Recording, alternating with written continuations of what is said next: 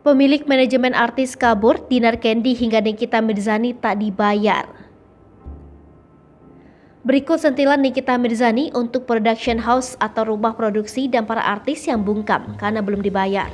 Nikita Mirzani baru-baru ini mengungkapkan jika ia dan sejumlah artis lainnya belum dibayar oleh salah satu PH. Pembayaran yang belum dibayar oleh pihak PH pada Nikita Mirzani pun bernilai ratusan juta rupiah.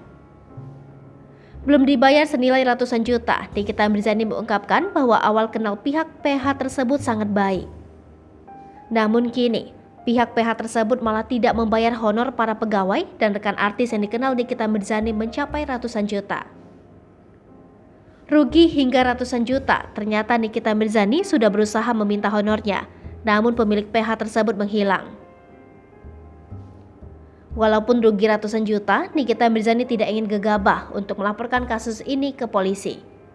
Mantan kekasih John Hopkins itu masih terus berusaha menyelesaikan masalah secara kekeluargaan. Banyak rekan artis yang tidak berani buka suara, Nikita Mirzani pun menyentil mereka. Nikita Mirzani kemudian mengatakan bahwa pihak PH ingin membayarnya, namun ia lebih mementingkan orang lain. Hai pemirsa Sri Popo TV, jangan lupa komen, like, dan subscribe, serta tonton terus berita-berita terupdate lainnya ya.